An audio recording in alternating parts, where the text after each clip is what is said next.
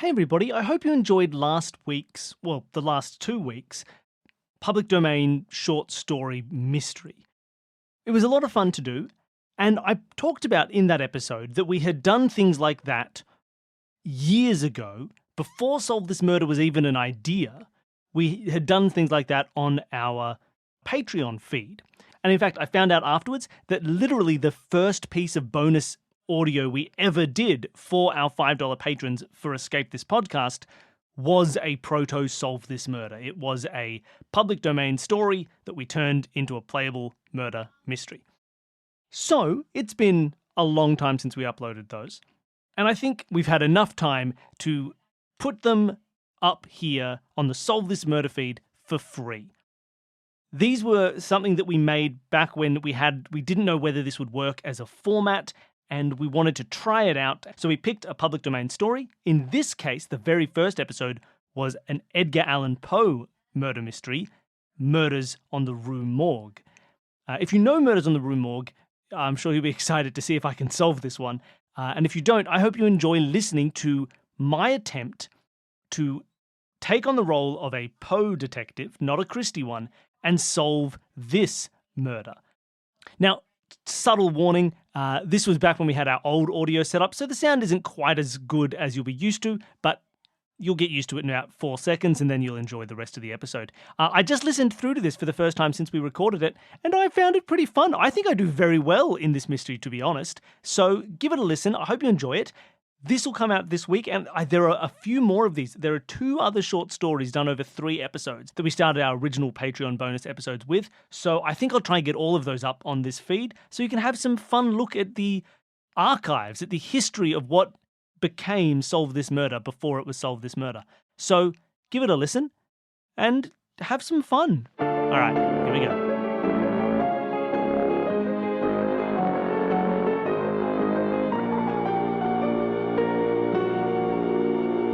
So what we're doing today is we're actually taking a pre-written mystery story, and I've adapted it to make it a little bit more of an exploratory, you can be a character and roam around the scene sort of thing, and you're gonna try to solve this murder. Oh, so it's like doing an old detective novel, except I'm the detective. Rather than someone trying to escape, I'm someone who's trying to solve the mystery. So you're saying you've adapted one. What are we doing today? Well, this is what is often known as the first whodunit story, which is Murders in the Rue Morgue by Edgar Allan Poe. Oh, nice. Yeah, and look, I've got to warn you, because it is the first whodunit that exists, it might not follow some of the conventions that you're quite used to. All right. Some of the rules might be broken. Like, you've got your standard, it wasn't someone's evil twin that was the murderer and that sort of thing. Very typical rules. Yeah, okay, so maybe the butler did it. I mean, maybe the butler did it. All right. So let's see how this goes. It's going to be a little bit, interesting, because I'm going to leave it really open to how you choose to explore this murder. And I've only got what was in the short story to work on. If you go in other little strange directions, then I may have to make up a few details that weren't in the original story, but I'll be as faithful as I can. And again, I feel the need to emphasize, don't necessarily expect a satisfying ending. No, it's going to be wonderful. Okay, so this should be a lot of fun. I suppose we should get stuck into it. All right, so I'm not even necessarily giving you the character of the detective at this point. I'm just telling you that you have this street that is called Rue Morgue, Rue being French for street. So we're in Paris, it's 1840, and all you know is that in one of the houses along here, murder or murders has happened. A murder most foul. So you can explore the scenery in the house, out the house, talk to people. I've dealt with just witnesses, character witnesses who knew the victims, some experts who might know this sort of thing. So I'm just basically arriving on the scene? You start wherever and whenever you want. Am I a consulting detective like most stuff, or am I just a police detective? You are some sort of ghost person who has no omniscience and no affiliation with the police as such, so you don't know everything that the police know. Okay. For instance, you are just ghost explorer who is legally or illegally allowed to touch and explore whatever you want. Okay. So I guess I just go, right? All right. So you're going There was a murder? There is a specific murder? Yes, we have the street. All you know is that there is a house on the street in which a murder has taken place. And I know which house? You can go along and you can... I go down the street. Is there anything with... All right, there are some big arrows pointing to the murder house. Okay, so I know the house that the murder took place in. Are there currently police or other people there that I can talk to, or is it just, can I look around? If you want to talk to a policeman, yes, there is a policeman that you can discuss things with. Okay. So, we have Isidore Musset, the policeman on the scene, who was present as part of the party that discovered the bodies. Okay, can I have a look, before I talk to the police, before I get his idea, can I see the crime scene? Sure. So you go up to this house. It's a 4-story house. Sure. Apparently Parisian houses, quite substantially large. Mm-hmm. You can just open the front door, take a look around. Bottom floor is completely normal until you find some stairs. And you wander up. 2nd floor, again, everything normal. 3rd floor, normal. 4th floor, this is where it gets a little bit interesting. There is a door that has been broken in. Mm-hmm. And there's a room up here that is in complete and utter disarray. Oh, okay. There are broken chairs. There are tables lying around. There's a bed over in one corner, and all of its dressings have been just thrown about into the middle of the floor. It's a bit of a nasty murder. There is blood all over the place. The bed, the floor, the walls. There is just random objects littering the ground. And if you want to know where the bodies were, bit interesting. One of them was a young woman stuffed in the fireplace. Oh. The other was nowhere to be seen until the people discovered it outside. Oh.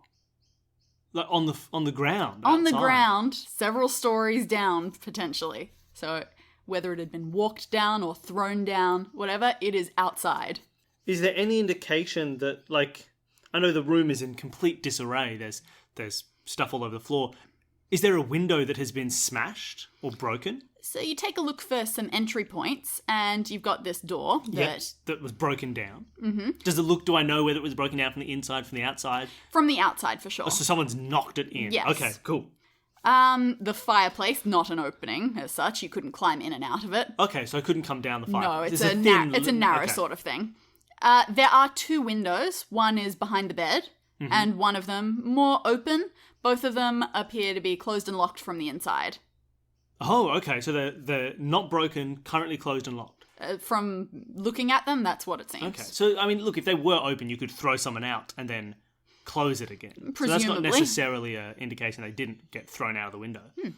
Do people know, maybe I'll have to talk to the policeman or someone else, like if the body that was outside looked like it had fallen from 4 stories or whether it was just like gently killed and then placed. Yeah, absolutely. Ask the people who found the body about this sort of thing. I will. Okay.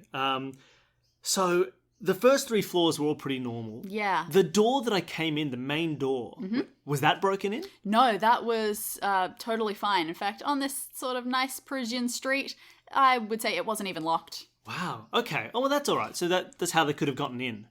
The fact that there's no disarray in any of the... I will say, it does say that they forced the door open, the front door. But okay. Don't think it's particularly relevant. So it was closed. Okay, so it was forced open. Well, that is... Forced open by the people who arrived on the scene to discover the murder. Okay. So it was in normal condition. Okay, when the murder happened, so maybe the person who murdered them was someone they knew, right? That like they led into their house and said, "Oh yeah, please come out." And then it wasn't until they went, "Oh, actually, no, I'm going to lock myself in my bedroom. This is getting violent." Like they didn't have to burst the door open to get in. Though maybe it just isn't locked if that's what people do. Okay, I want to talk to Isidore Musset. Is that his name? Yes. Oh, I'm so good. Who was the first arrival on the scene, right? The policeman. He was who the arrived policeman who was first to arrive on the scene. All right, I would like to say, Monsieur Musset, bonne nuit, monsieur. Do you have any information pour He's moi? Actually South African. Pour moi about... Rue Morgue is a very international street, as you will find out. All right, sorry, let me try that again. Hello, Isidore Musset. Do you have any information for me regarding the murder that has happened on Rue Street? All right, so what would you like to know? Not Rue Street, Morgue Street. Yep, what would you like to know? Did you have a look at the body on the ground? Ooh, these bodies were grisly business from what I saw. It took us forever to find that one. Oh, really? Where was it? Just in the bushes, or just you didn't look outside? No, You're bad exactly. detectives. So we got reports that there was screaming coming from the upper floor of this house. So a group of us forced our way in. We went up to the 4th floor where things were going wrong, and the door was locked. So we had to bash our way in. To the 4th floor door? Yes. Oh, interesting. So it was the police who broke open the door to the 4th floor? Yeah, that's right. Oh. No, this wasn't just us, the police. It was me and some concerned neighbours. Oh, and who would they have been? Musette? So we had Alfonso Garcia, who lives on the street. It is a multicultural neighbourhood. William Bird, who just was in the area. He's lived in Paris for a couple of years. Now, is that Bird with a Y? No. Damn. And another passerby, Alberto Montani. Oh, Montani. How do you spell that, Monsieur Musette? Montani. Okay, and they're not police officers. They were concerned neighbours. No, yeah. I mean, it was very early in the morning and there was screaming coming from this house. So when you entered, there was still screaming? Oh, no. By the time we sort of reached the forcing the door open stage, the screaming had stopped. Okay. So, when you arrived on scene, was there still screaming? I mean, I was on the street at the time on my patrol, so... Oh, so where could the murderer have gone? Yeah, it was very Because presumably peculiar. he couldn't have gotten out of the house before you arrived. Look, I grant we weren't exactly doing a sweep of the area at that stage. We were just concerned about hearing screaming voices. True. Now back to these bodies that you wanted to hear about. Oh, okay, so there are a few other things. By the time we got in, it was completely quiet inside. And like I said, it took us a while to find mostly the body outside. The one inside took us a little while as well. Yeah, of course. It was stuffed up a chimney. Chimney. That was really kind of... like a goose. Nasty. Now, it must have taken extraordinary effort to do that. That is not an easy thing. It took us ages to get that body So it out. wasn't just sitting in there, it was stuffed. It was sort of stuffed in there. Okay, this is... Her body was still warm. This, unsurprisingly, hadn't happened long ago. There was blood on her face and some deep marks on her neck. And this was a younger woman. I believe I've heard in the meantime that this was a daughter who lived there. Oh, okay, daughter of the homeowner. Yeah, well, yes, she and her mother both lived here. Okay, the body found on the ground, was that possibly her mother? It was her mother. Now, this was very peculiar. So we found the body behind the house. Look, it did look like fall damage may have taken place, but that was clearly not what killed her. Now, are you ready for this? This is a little bit gruesome. Hold on. Yeah, give it to me. Her throat was cut so deeply that when the people came on the scene and tried to lift her body up... Head fell off? Her head fell off. Oh. It was horrific. Now, was it definitely attached to the body before they picked it up? It seemed to be, yes. It was just... Okay, so this isn't a head swap situation. Goodness, no. What crimes have you been reading? Monsieur Mosse, when you are in the force as long as I have been, you see these sorts of things. Head swaps. I will tell you. Leg swaps. Arm swaps. They swap all the body parts to make it look like one body when there is actually two. I will tell you that while this story, Murders in the Rue Morgue, does defy a few of the expectations, the person who is solving the murder is exactly the sort of person that you expect it to be. It's just the random eccentric old man, middle-aged man who happens to be great at observing things. J'ai commis l'observer magnifique. It is French for le magnificent observer. So please, Monsieur Mosse, do not question my methods. You're alienating our French listeners. Do not question my methods. Oh, we do have French listeners. I apologize if this is, offensive to you. What more would you like to know, Ghost We are French, sir? We're talking about the head swap. There was no head swap.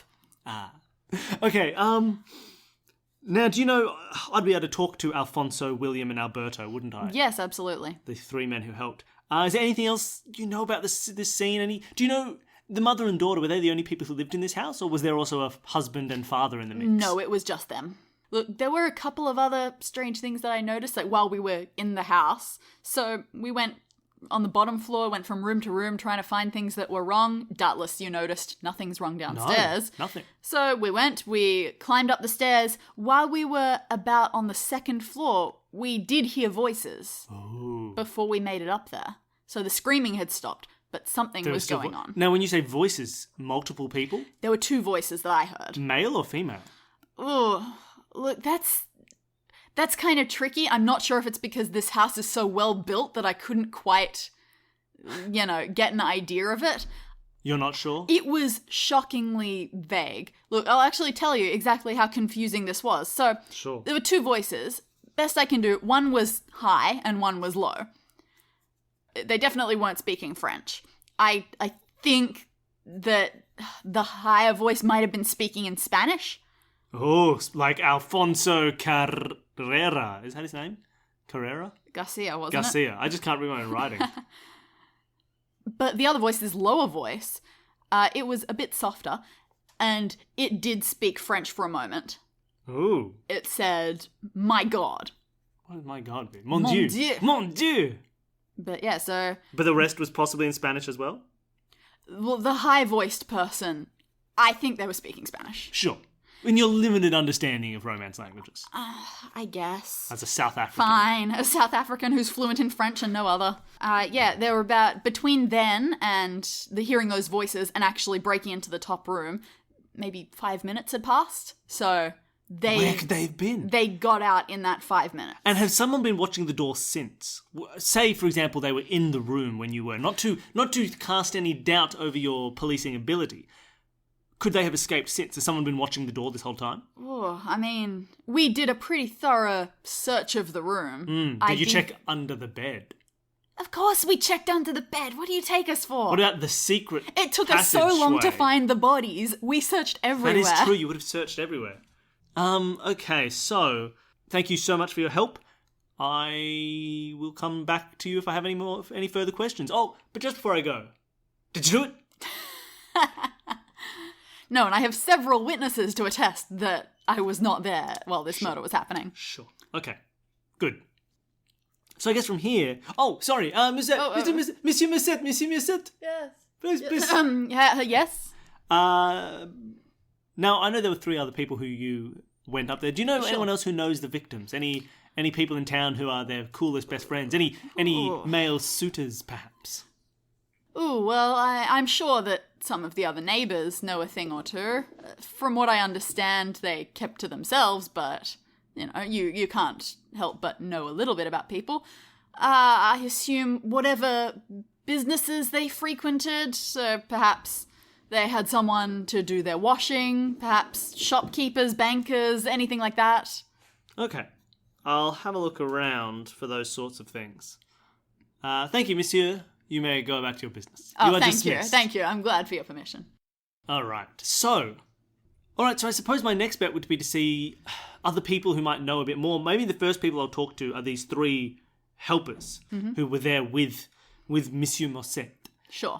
So I may as well start from the top and go see if I can find Alfonso Garcia. He is right where you expect him to be. Me. He's right where you want him. Wonderful. So I go to his house. All right. The one that says Garcia in huge letters on the top. That's it. I knock on the door and I say, Right. Excuse me, Monsieur Garcia? He comes to the door Excusez-moi? looking a little pale. Monsieur Garcia, do you have time to talk about the Please, events? sir, I'm not doing any accents. Do you have time to talk about the events of the previous hour? Stop it. I'll stop event. I gotta introduce myself this way. Oh, you want to hear about this grisly thing? Oh. Oui. What do you need to know? Look, to be honest, I'm not the best person to come to about this. I heard the screams and I helped the policeman, Musset, I helped him open the door. The main door to the house? Yeah, I helped him force open the front door. Of course. Oh, but they started to go upstairs and I couldn't. You didn't go upstairs? I felt just nauseous. You could just tell from those screams something was so wrong and I couldn't The bring screams were myself still to do going it. when you came into the house? No, they'd stopped by the time we got the door open. I did think I heard some voices, but... 2 voices, perhaps? Oh, Don't want to lead the witness. I think so, yeah. Could you now you didn't go up. Did you stay on the ground floor or did you go up to the third? I left, but no, left? First floor. Okay, interesting. Where did you hear these voices? They were just coming down from the stairs. You could hear it echoing through. Really? Quite loudly? Oh, I wouldn't say that. It was definitely muffled. It's a pretty solid house. Can you describe the voices that you heard, Monsieur Garcia? One of them was kind of low. I have no idea. I didn't hear it say anything. It was a little bit softer. Mm-hmm. It was a higher one. It wasn't French. I think maybe, look, I don't know the language, but it might have been English. Oh, now, Monsieur Garcia, do you possibly speak Spanish? Of course I do. My name's Garcia. I'm not going to assume you could be like a second-generation immigrant. Now who's doing bad accents? Monsieur Garcia. So you think it was English that this woman was speaking? I mean, I'm not a language expert. That's my guess. Interesting. Okay. Do you have any other details about the day? Were you possibly helping at all?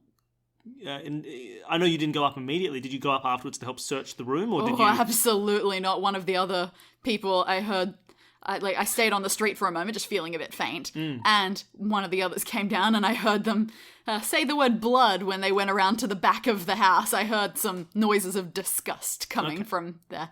I left. I went just straight home to lie down after that. Okay. And one last question. Did you do it?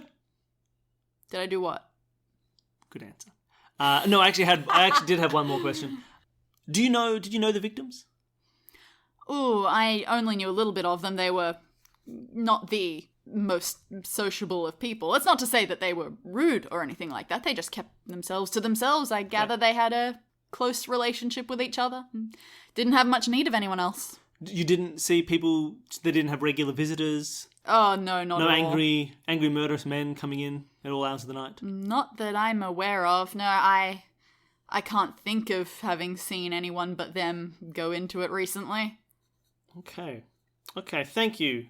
Thank you, Monsieur Garcia. You may return home.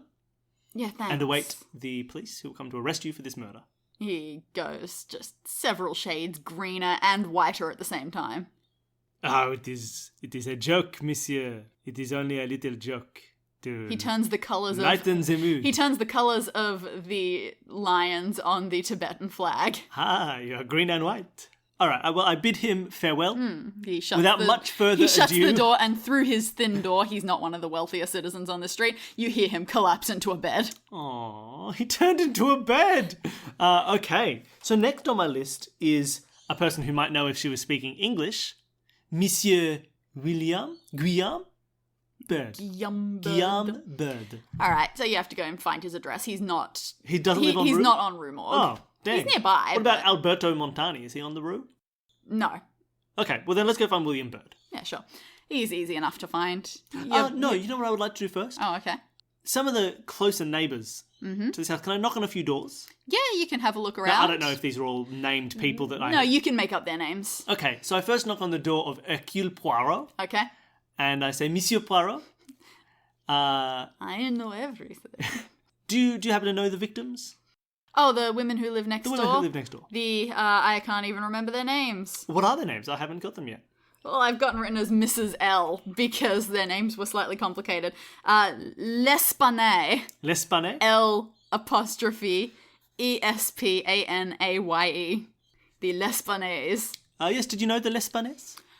Ooh, I mean, as well as anyone can know, they're kind of quiet neighbours. Well, what do you want to know? Do they have any enemies that you knew of? Did they ever play their music too loud for you? So loud you thought you wanted to kill them and shove them into their own fireplace? This is a very peculiar conversation. It is the wiles of an old detective. I apologise. Yeah. As far as I know, they don't have any enemies, but they didn't come out very much. They were quiet people. Did you ever see people entering their home? Any visitors? I don't think so. Maybe, on a rare occasion, someone who looked like a travelling, a home visiting doctor, that sort of thing. Interesting. But, once a year or so, I don't know. Okay. It wasn't exceptional. And for such a big house, you'd think they'd be hosting parties and things, but nope. I know, what losers. Not giving back to the community. Exactly. Ugh. glad they're dead. No, I'm really not. Wait, they're dead? Oh, yeah, super murdered. Oh my god. Oh, you didn't know? Why would I know? Everyone knows. It's France. Oh god. Gossip travels like Mon Dieu. sailors down the Seine. Oh. Yeah, they're dead, super dead. Wow. All those bad things you're saying about them, you should feel guilty. Okay. Yeah, all right. I hope that 1840 Paris has a lot of therapy. Wow. Do any of the other neighbours, if I talk to them, have anything else to say if I ask similar questions? The closer you get, the more you'll have people agree that they woke up for a little bit in the early morning. They thought they heard some loud noise, maybe screaming. Oh. But then, they sort of went back to bed because it was very early, weren't really registering it. Maybe People they were. scream Maybe in it was Paris a all the bird, time. maybe it was a child. It was hard to say. Don't murder me. But everyone does seem to agree that not really anyone besides the women themselves go into the house, and they don't know too much about these women. And did anybody, if I ask again, Acosta, did anybody see anyone strange hanging out on the Morgue Street during the day? This was, again, very early morning. This murder? Yes. Okay, last night or perhaps in the morning? No, but one or two of the closer neighbours, if they did happen to get up and maybe look out a window at these screams, they did see people run towards the house. Okay, 4 people? They weren't keeping count. A small huddle. A small huddle. All right, interesting. All right, that's all for the neighbours at the moment. Let's talk to William Byrd. Let's go find William Byrd. Mm-hmm. All right. So, William Byrd the Englishman living in Paris. Yeah, good. He is English. I knock on his door. Bonjour, Monsieur Byrd. How are you? I wanted to talk to you a little bit about the murder earlier this morning. Murder's plural, wasn't it? I saw the others try to pick up the one outside. Yes, the mother. Ooh. Oh, okay. They were related, were they? Fair enough. Were. Now you were there and on the street. Were you on Rue Morgue when you heard the screams? Yes, I was. Well, what brought you to the Rue?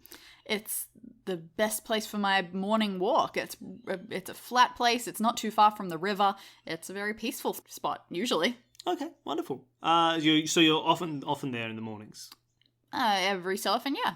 Lovely. Okay, so you heard the screams. You decided to help out? Yeah, that's exactly right. I heard some screams. There was a policeman nearby, sort of made eye contact and just went for it, and a couple of other people joined us. How many others joined you? 2, I think. Well, when we were upstairs, just 1. Yes, yeah, of course. Garcia didn't follow you upstairs. Oh, okay. Now, did you went up and to the top room where the murder happened? Yes, that's right. Can you describe the scene to me? Oh, it was okay. So we got up there. The 4th floor. The door was locked. Yes, it was From the inside. from the inside, of course. Well, yes, we couldn't open it from there. We had to break it down. It took a bit of effort. It was a solid door. And when we got in, everything was quiet. There was no one in there. I don't know. We searched the whole house carefully. There was a lot of mess going on. There was blood all over the place. It was not something I've seen before. You could tell that something horrible had happened, but we couldn't see any people, any bodies, anything. What were the windows like at the time? Can't say I paid much attention. There was one window on the wall opposite the door, I suppose.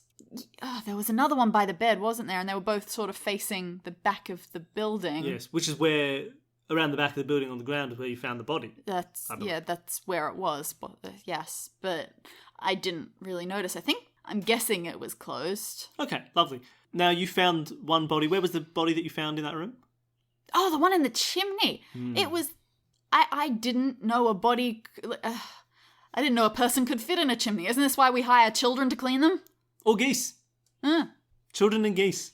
More you know. I don't pay my geese. Fair enough. Yes, yeah, very distressing. And you say the others moved the body that you found downstairs. Oh, yes, I was just a little bit slower.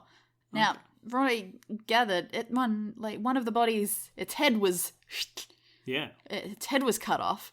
The one that we had to pull out of the fireplace. Yes. Not so much. So it had blood on it, this younger woman.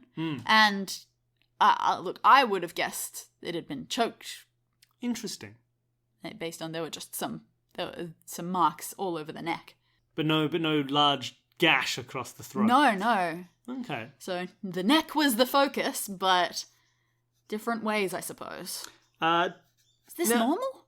Oh, every day. Every day this happens. I thought Welcome to Paris. I thought serial killers tended to have a, Un preference. individual modus operandi. Yeah, not just a neck fetish. Well, que sera, sera. Now, Mr. Bird, did you happen to hear anything else interesting while you were there? See anyone else? Definitely didn't see anyone else here. Oh, what do you... Voices, perhaps.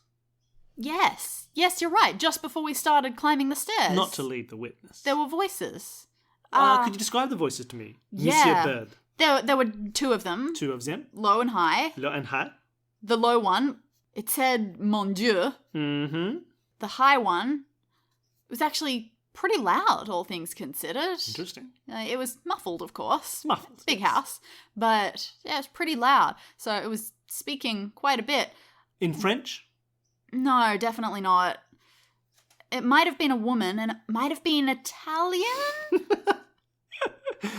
Oh, Monsieur Bird, plot sickens and sickens like a bowl of soup, reducing on the stove. Okay. Why? Well, I spoke to Monsieur Musset, Mm-hmm. if you have met Monsieur Musset, Of course.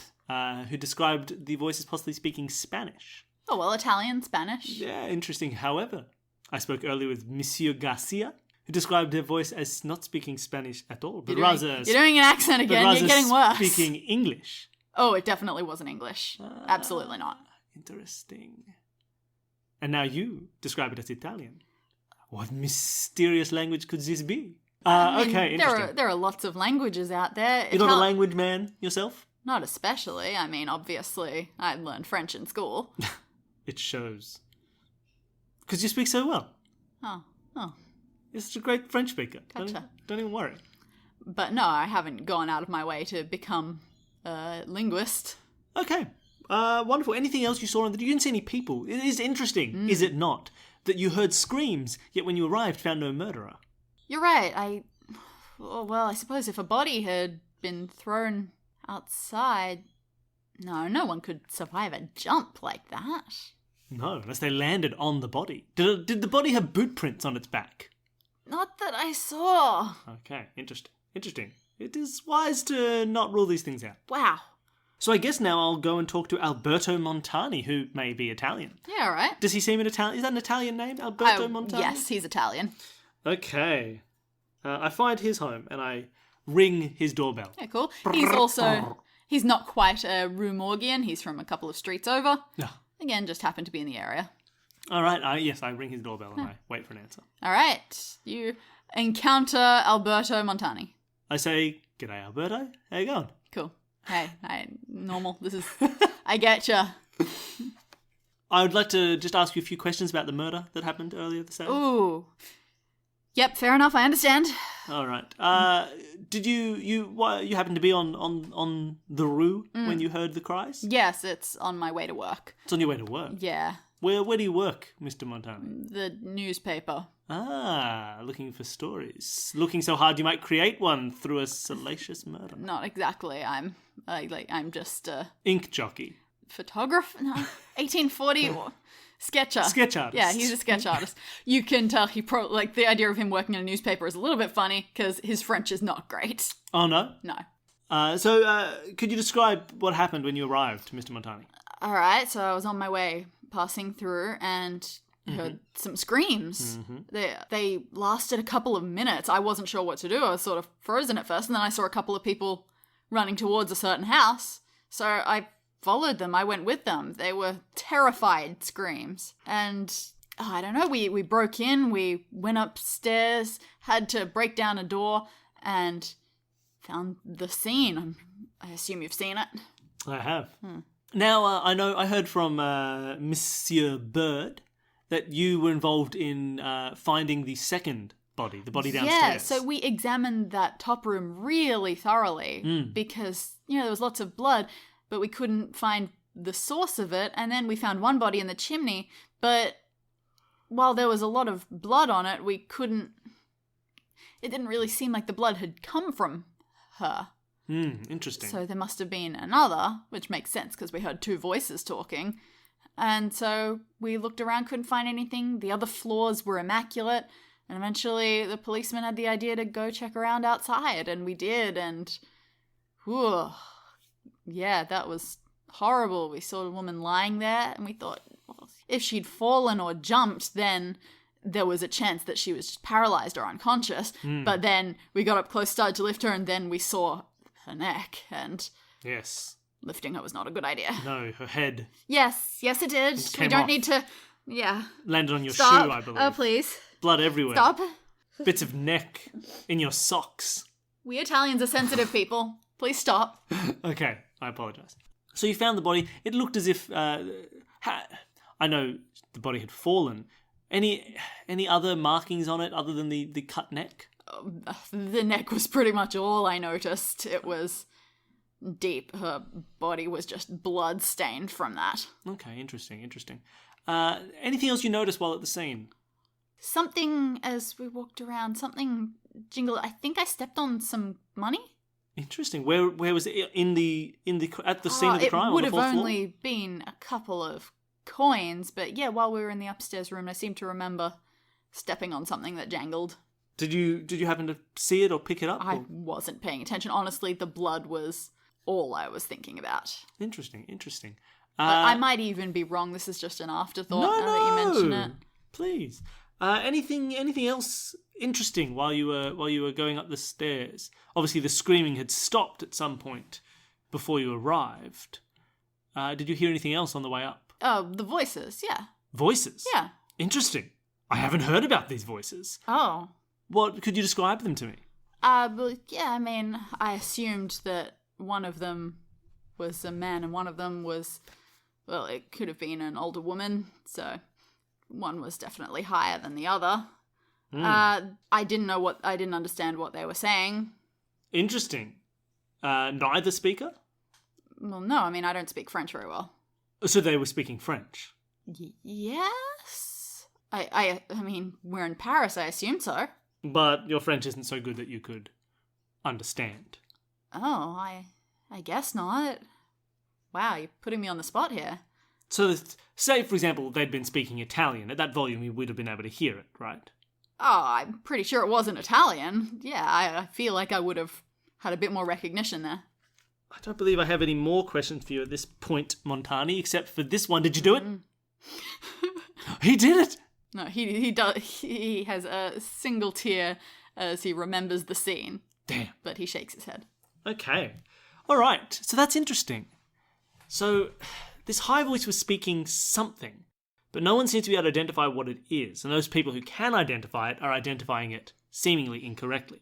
It's not Spanish because the Spanish speaker thought it was English. It's not English because the English speaker thought it was Italian. And it's not Italian because the Italian speaker didn't recognize it. Now, one of them may be lying, but it's interesting. No one's quite clear. All I know is there was a low voice and a high voice. And I have several witnesses saying that the low voice seemed to be shocked and said, "Mon Dieu!"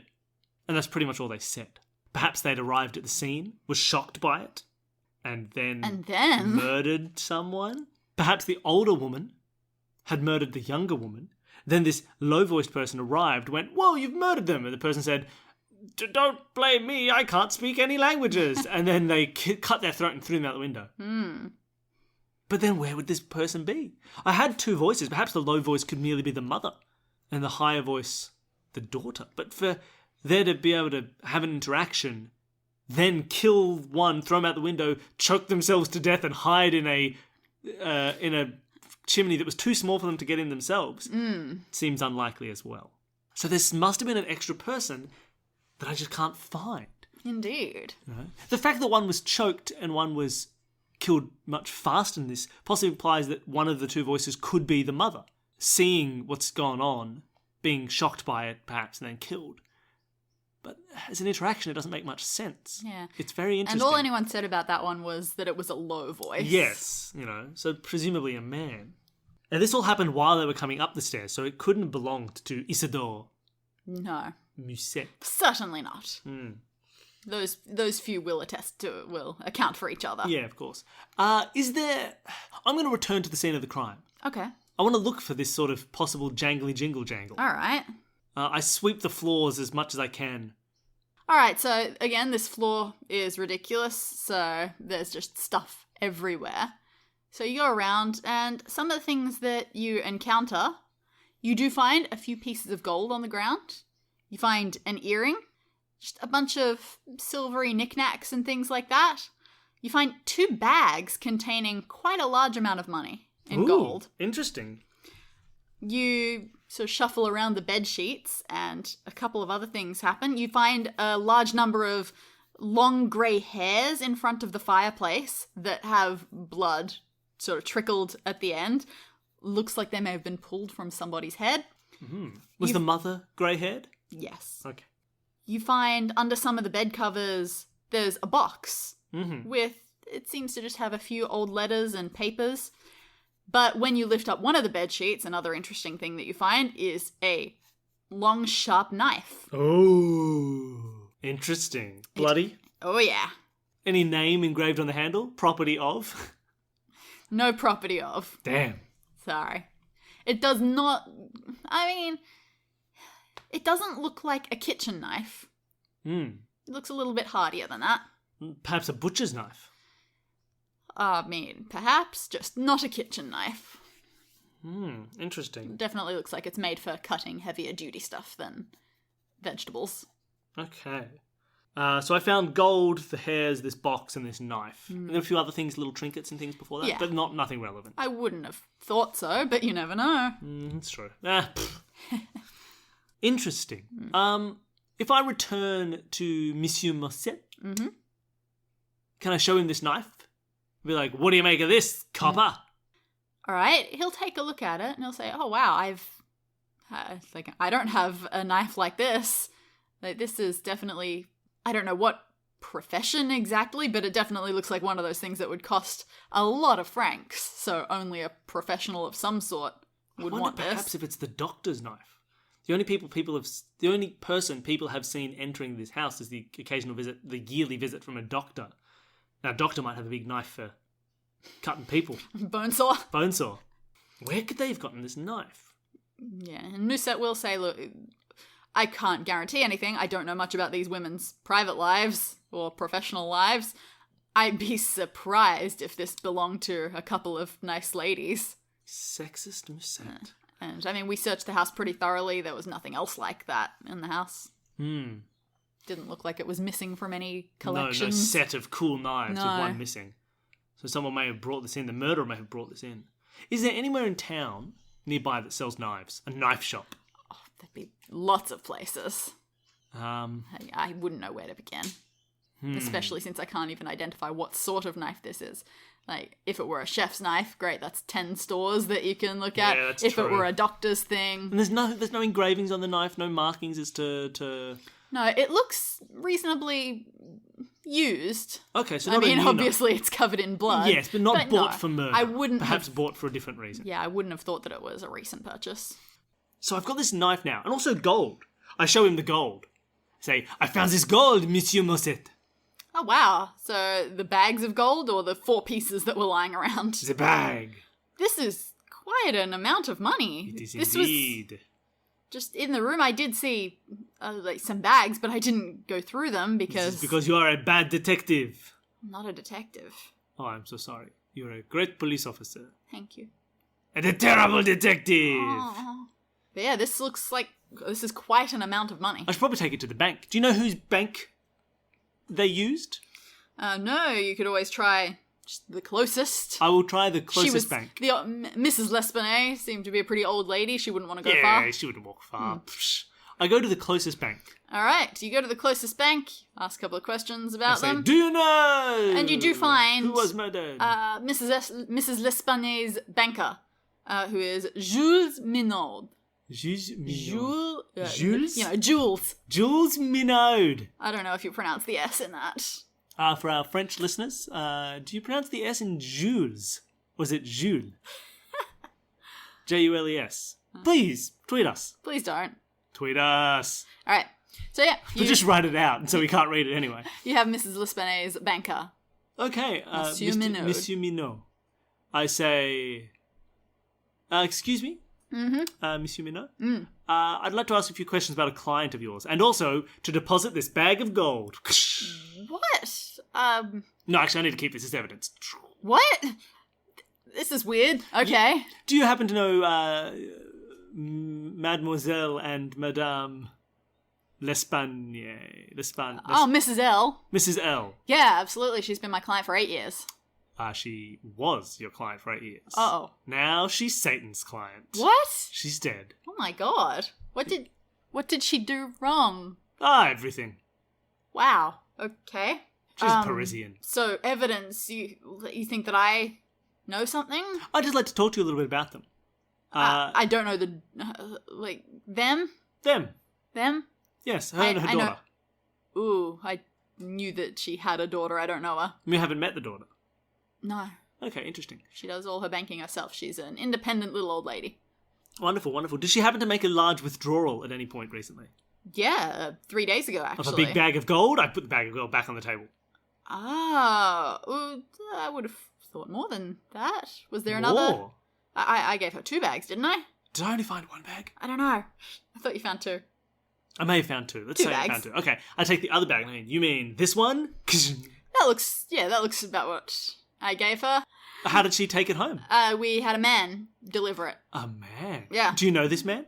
Yeah, he works for the bank. Well, what would his name be? Klaus Kinski. Yep, Klaus Alright. Kinski. Klaus Kinski? Yeah, so he carried it for her. I'm not 100% sure if they went together during this journey back or if they separated. When was this? Three a few days, days 3 days ago. ago. Yes. Interesting. So there was a man on your staff who knew that she currently had in her possession 2 extensive bags of gold.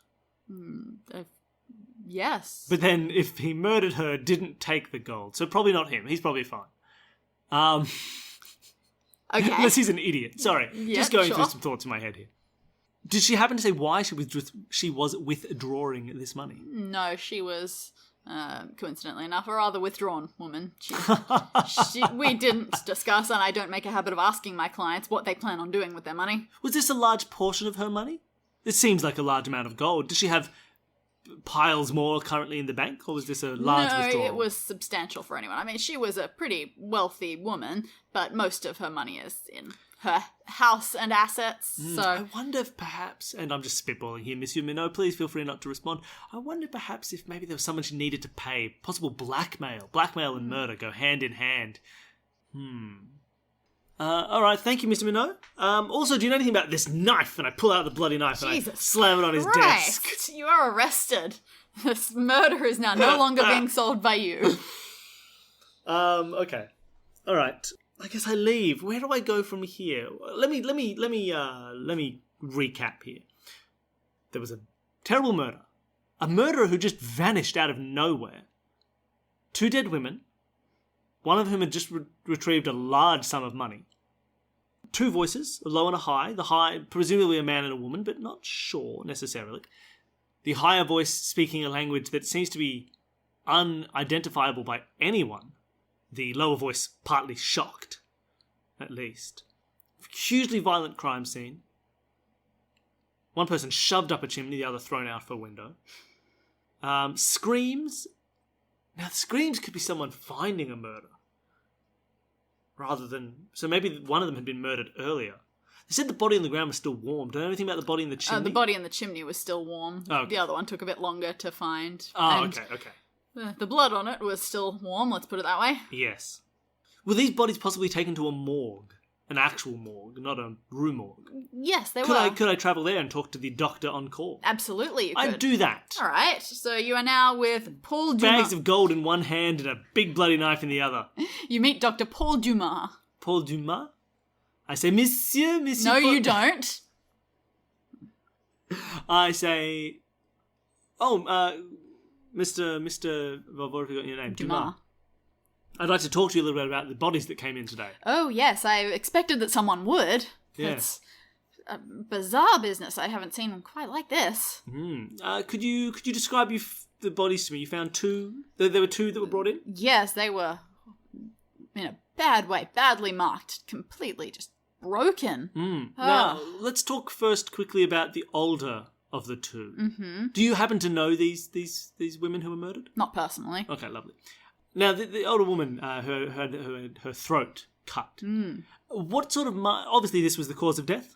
Absolutely. Yes.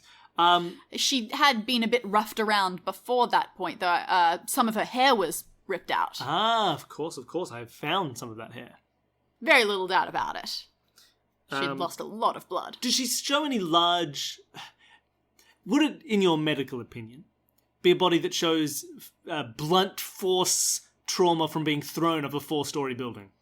Potentially. The thing is, I would absolutely, without a doubt, say that she was dead before a fall happened, if a fall happened.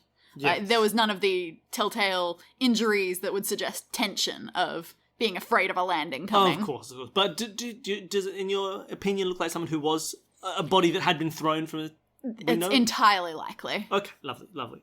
And it doesn't look like someone then landed on the body moments later. Oh, I wouldn't have thought so, no. No, okay. Haven't noticed anything like that. Yeah, all right. Anything else interesting about that body? Big tattoo that said, "John will murder me on this date." Ooh, I didn't look for things like that. Would you like to... Yeah, let me examine the body. All right, sure. So you go in and you find Mrs. L's body lying there. The head has been tastefully put next to the neck with a small thing covering it. Wonderful.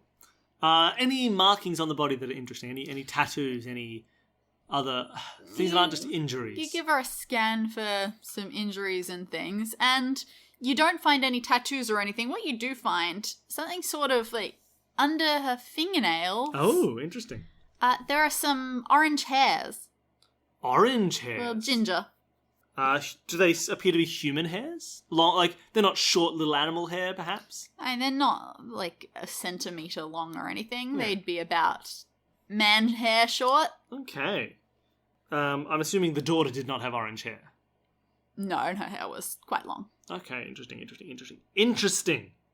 That is interesting. I'm looking for an orange-haired man. And anything else of note? That's mostly what I'm finding. Yeah. So I'd now like to ask him about the younger body. This one is somehow even more bizarre. So her cause of death was absolutely strangulation by hands around the neck. By hands? Interesting. Ooh, this is actually a fair point. I've made a sketch of... Oh, you made a sketch? Yeah, so based on the marks that I could see. So I can get a rough sketch, obviously not fingerprint level detail, but a rough sketch of the hands. And so he shows you the sketch that he's done. And what strikes you immediately is, these are big hands. Big hands. These are very big hands. It would be not very tasteful for you to go up to the young woman's body and put your own hands around her neck, but the marks would not line up very well with your hands. So there's a large orange gorilla roaming Paris. Oh no. And he says, look, both the chimney stuffing especially, this is insane. Very strong man. Unbelievably so. There is no doubt a woman could not have done this, and only the strongest of men. I love detective stories. A woman could never have done this crime.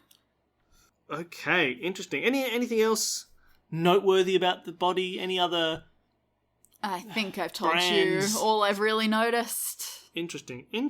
Okay, thank you, monsieur. Also, I've got this big knife. Yeah, that looks like it would do it. Yeah, looks about the right knife to do the throat cutting. I would say so, yeah. Do you know anything about this type of knife? It's not a doctor's implement or... Absolutely not. Never seen it. It looks like it's designed for cutting stuff. Interesting. Not in the nice, precise way that a doctor needs it. Okay. It just looks like it's for cutting things in half. All right. Thank you, monsieur.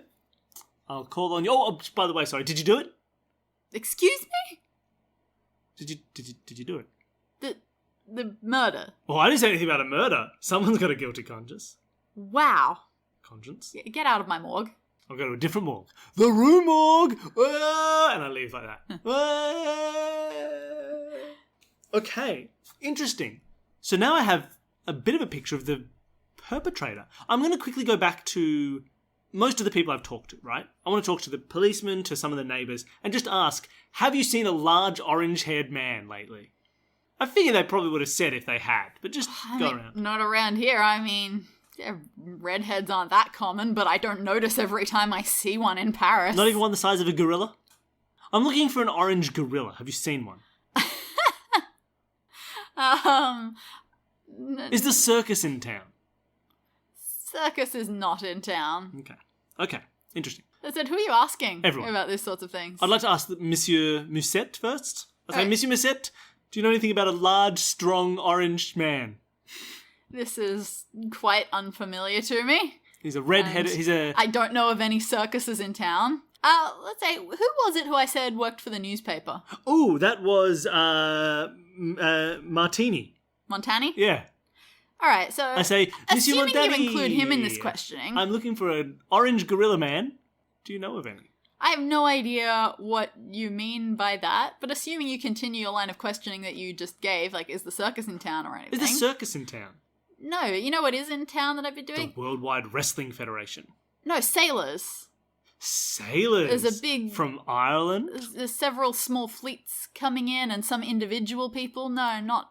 I mean, talk to maybe some of them sailors. came from Ireland. I need to find sailors. Oh, God. Thank you, Monsieur Montani. Also, I have this big knife. Ah, Is this yours? no. All right. I might head down to the docks. Oh, okay. You can see it. That is a picture Whoa! of the sailor that the story sorry. includes. Let me No, describe this picture. So, I've just headed down to the docks, and Danny has shown me a picture of the sailor who lives on the docks. He looks like a Scottish ogre. He's got a beret on. That looks like a beret, right? Yeah, sort of. A big bushy beard, and he's holding a giant club over his shoulder in As his sailors big do. gnarled hands. He looks like an angry ogre. It's wonderful. So I find that man by the docks. One of many. Are there any sailors on the docks with orange or red hair? No, it doesn't seem to be a common thing. Well, I find a sailor, and I say, how are you going? Whoa. Arr. Okay. How are you, me matey? And all the other tars. I call them tars because they do crosswords. Well, I mean, clearly you aren't the sort of person who normally belongs here. Look, I want to be setting sail in not too long, so what? What do you want? Do you know any large orange-haired men? Probably several. I'm a sailor, but... Arr. Who are in town right now? This is just a regular French sailor that you're talking to. Arr. Do you know any?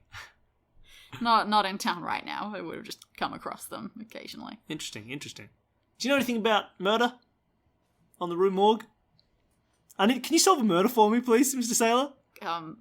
What are you talking about? 2 women were murdered, and I have reason to believe the murderer was a large-handed, orange-haired man. Oh, You haven't seen one of those about? no, I haven't. Let me see the size of your hands, Mr. Sailor. He very sort of nervously shows you his hands, and, you know, they're coarse, rough sailor hands, but compared to the sketch you saw, they're Tiny, baby hands. They're not that big. I pull out my giant knife and I say, what do you know about this knife, Mr. Sailor? Nothing. Hey, Mr. Sailor, don't you look away from me. What do you know about this knife? I turn it around and I tap him lightly on the forehead with the handle of the knife. Hey, Mr. Sailor, what do you know about this knife? Is it still covered in blood at this point? Yeah, definitely. Oh, this is very upsetting. Some of the other sailors have started to watch. In fact, as you notice that some of the other sailors start to watch, you see that... One of them has orange hair? No, but you do see that one of them on his belt has a not identical but similar knife. I turn to that sailor and I say, where did you get that knife? Everyone has one of these. It's a rope cutting. A rope knife? Yeah. Interesting. Have you seen anyone who's not a sailor with such a knife? Why would I possibly pay attention to that? Well, I don't know, because you want to help detectives? Maybe you want to be a good citizen? Maybe you don't want to get locked in jail? He's lost interest in you. Okay. I'm not that kind of police officer. That's kind of disgusting. I don't want to even perpetrate that idea. So I say, thank you for your help, sir.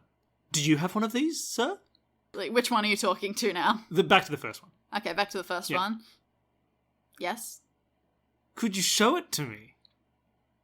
I don't want to. Is this your knife, sir? No. Sir, I believe this might be your knife. I think I'll need you to come down to the station with me. But I don't know what... I didn't kill anyone. Oh, who said anything about a murder? I never mentioned a murder. Several times you did. I did not murder anyone. Do you know who did? It's a very complicated question. I'd rather not. No. Don't know anything. Look, obviously you do. This is your knife. What's your name, sir? Scragnus. Scragnus? I think we've established it's your knife. No, don't need to lie to me. Look, you say didn't murder anyone. Sure, let's say I believe you. But who did? You got to give me something, Scragnus. Because right now, you're suspect number 1. No, there's nothing that can anything. Oh, nothing can link you? Your knife in my hand can't link you to this murder? I couldn't do that. Why not? Where were you? It was not something I could physically do. I couldn't, oh my god, I could not do something like that. Something like what? Scragnus. Something like what? Kill people, oh my god, I couldn't do that. Who could, Scragnus? What large-handed man do you know who could do such a deed? I don't think any man could do such a thing. It was horrible. Killing John, the killing sailor, who loves to kill? What about him? No, nothing like that. My god, this is... I've sort of distressed this sailor. It's definitely his knife, right? It's definitely his knife. Because he doesn't have a knife. And he's very concerned. So it's definitely his knife. Did somebody steal your knife? Yes. No, yeah. Did you give it to someone? No, I was careless, it was stolen. Stolen? Whenabouts was it stolen? Last night? This morning? This morning. Early hours of the morning. Scragnus. Your carelessness has led to the death of 2 women. My god, stop saying that. I couldn't do... it's not my fault. I can't be arrested for something I didn't do. Well, who did it? Give me something to go with, Scragnus. Who stole your knife? He is very distressed at this point. You really don't think that you're going to get him to answer your questions as such. Well, what do I know? This knife belongs to him. He says it was stolen. I know the person who stole it has big hands, probably. I know there's someone who speaks... Do you speak any languages, Monsieur Scragnus? French is the only one I'm fluent in, but I go all around the world, so I have to pick up phrases here and there. Any other interesting people around who speak obscure European languages? Oh, I'd expect everyone has bits and pieces from all the port cities. Now that he's a bit more open now that you're just talking about job stuff and not murder stuff. Yeah. Have you ever been to the Rue Morgue? And he starts to withdraw a little bit. Have you ever been to the Rue Morgue? I'm from Paris. I've been to a lot of places. Do you know any pairs of people with low and high voices? What am I doing? It's his knife, and his knife killed this old woman. He's claiming it was stolen, but he won't tell me who it was stolen by. But maybe he's just lying about it being stolen. Do you have anyone who can corroborate your story as to where you were this morning? The fact that your knife was stolen? Oh man, I mean, I've been sailing all around. I've just come from a big trip from the other side of the world on my own. I haven't seen anyone here. Mr. Scragnus? Oh, it's right around here. Can I look at your ship? No? I'm going to take that as a yes. I'd rather you didn't. I'm going to take that as a yes. I walk towards his ship. Alright, so from the outside, it looks pretty standard, pretty normal. And from the inside, I step on board. Alright, you step on board, you look around, it's got like an under sort of area. Yes, I go a big down under there. area. There's a cage. A cage? There is a cage down there. What's in the cage? Nothing. Is the cage open? Possibly. It is openable. I say, Monsieur Scragnus, what's with the cage? Oh, sometimes you Murder? transport things on Things? trips. How big is this cage? Is it like a person-sized cage? Can you fit a person in this cage? Yeah. Okay. Things or people, Monsieur Scragnus? Excuse me? I'm not a slaver. Well, unless you tell me otherwise what you have this cage for, that's what I'm going to have to assume. Do you know the penalty for slaving in 1840s Paris? Nope. Well, it's pretty hefty. I'm sure, like most things in 1840s Paris, probably death. That's outrageous. Do you know the penalty for litter? For littering in 1840s Paris? Death. Death by hanging. So what were you transporting, Mr. Scagnus? It seems like a cage takes up a lot of space. It's quite heavy. You wouldn't have it if you didn't expect to have anything in it. Well, I look around the cage while I'm talking. Is there any orange hair at the bottom of this cage? Yes, there is. I pick up the orange hair and I twirl it between my fingers. You lick it. And I do like blow it slightly into the air and I take a few more and I say, now this doesn't look like your hair, Mr. Scagnus. No, I wasn't in there. What was? Who was? I found this at the scene of the crime, Mr. Scagnus. He pales. I found your knife and I found your caged hair. He shakes his head. He's gone totally pale and he just says, oh my god. And he just stops and is shaking his head. I'm going to have to take him in. I flick the hair in his how? face. What are you going to say? You have... circumstantial evidence. That's all you need in 1840s Paris. No, come on. You're going to have to give me more than that. You haven't solved this murder. Musette isn't going to take this. Oh, what was in this cage? Do you happen to be selling... I look to the left and I look to the right. Orangutans, monsieur? Violent, deadly orangutans? That could climb out of the window quite deftly after committing murder, most foul. Speaking in a language that sounds somewhat like Italian. Orang-Italian. I've solved it! I did it! The funny thing is, you're I'm laughing. sure I'm right! You're 100% right. Wait, hold on! Sailor Scagnus breaks down and confesses to everything. He did not murder anybody, but his sailing from around the world was from Borneo, where he was dealing in black market orangutan. Oh no! Were you going to sell this orangutan to Mrs. No, that was... like, those women, I have no idea who they were. I was, I took... the orangutan got out of its cage. and Stole your knife? Yes, it thought it was a game. It just ran all over town. It was early in the morning, so nobody saw anything somehow. Until eventually, it saw an open window, climbed up an electrical wiry sort of pole, and jumped in the window. Hence not breaking down the doors. The women freaked out, started screaming. I'm a sailor, so I can climb, so I eventually climbed up after, and I saw the whole thing. I didn't go in, but I was standing up, at the window, just watching this happen, and when the women freaked out, the orangutan freaked out, it had my knife, and it just went berserk, and had a huge freak out. I cried out. Mon Dieu! Exactly. I say that a lot. Yeah. You didn't seem to notice that in any of this conversation, exactly how many times you say I Mon said Dieu it. over and over again? I was saying my God over and over again. I bet you the listeners noticed. I fled. I don't know what happened after that, but I haven't seen the orangutan since. Well, we better go catch it. That seems like a good idea. Now, again, I can't be arrested for this, can I? Well, no, but orangutan trading is punishable by... Oh, let me just look it up in the 1840s Paris law. Turns out death. Sorry, that's 1840s Paris. You don't have the orangutan, you can't prove I did it. And he runs back onto his ship and leaves. Damn. Do I need to go find this orangutan? No, you're good.